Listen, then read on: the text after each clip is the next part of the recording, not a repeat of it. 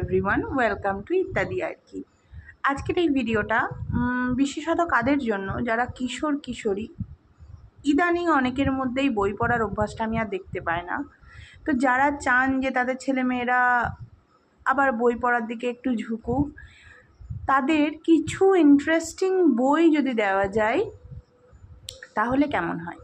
এবার ইন্টারেস্টিং বই বলতে সেটা খুব মনোটোনাস হলে বা একঘেয়ে হলে মানুষ পড়বে না।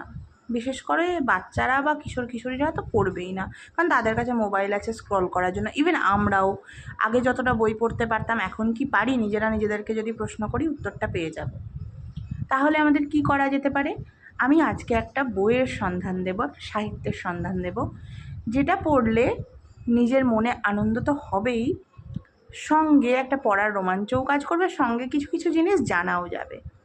উদাহরণ দিই, কী কী জানা যাবে। যেমন কলকাতার ইতিহাস জানা যাবে। কিছু ক্ষেত্রে গল্পের ফাঁকে ফাঁকে এমনভাবে কলকাতার কিছু জায়গার ইতিহাস বর্ণিত আছে, সত্যি অবাক হতে হয় যে এগুলো তো জানতাম না। বা এমনিতে যদি কেউ কলকাতার ইতিহাস বা অন্য কিছু যদি পড়তে বলে, কতটা পড়বো আমরাই, বা কতটা পড়বো, ঠিক ততটা পড়ে উঠতে পারবো না। তাহলে চলো বইটার সন্ধান দিয়েই দিই। বইটার সন্ধান হচ্ছে সুচিত্রা ভট্টাচার্যর লেখা মিতিন মাসি সমগ্র। মিতিন মাসি কে? মিতিন মাসি একজন মহিলা ডিটেকটিভ জগতে ওনার কিন্তু বেশ ভালো নাম। সুচিত্রা ভট্টাচার্যের আমার মতে মহিলা ডিটেকটিভের এটি একটি অনবদ্য আকর্ষণীয় জিনিস।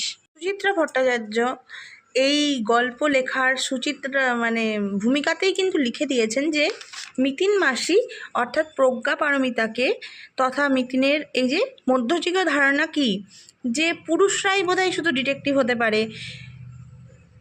এই যে অগাথা ক্রিস্টির মতো দুঁদে গোয়েন্দা লেখক নিজে মহিলা হয়েও মিস মার্পলের কয়েকটি কাহিনী ছাড়া একজন পুরুষকেই বেছেছেন তার গোয়েন্দা চরিত্রে।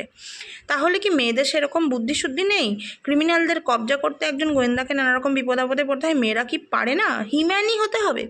সেখান থেকেই তিনি এই লেখাটা লিখেছেন।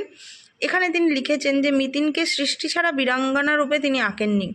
তিনি কিভাবে এঁকেছেন না, শিক্ষিতা, বুদ্ধিমতী, সাহসী, ঘরোয়া গৃহবধূ হিসাবে, যে ছেলেকে হোম টাস্কও করায়, প্রয়োজনে রান্নাবান্নাও করে, আবার ব্যাগে রিভলভার পরে খুনে বদমাশ দেশে ধাওয়াও করে অনায়াসে। তার এটা নেশা ও পেশা দুটোই।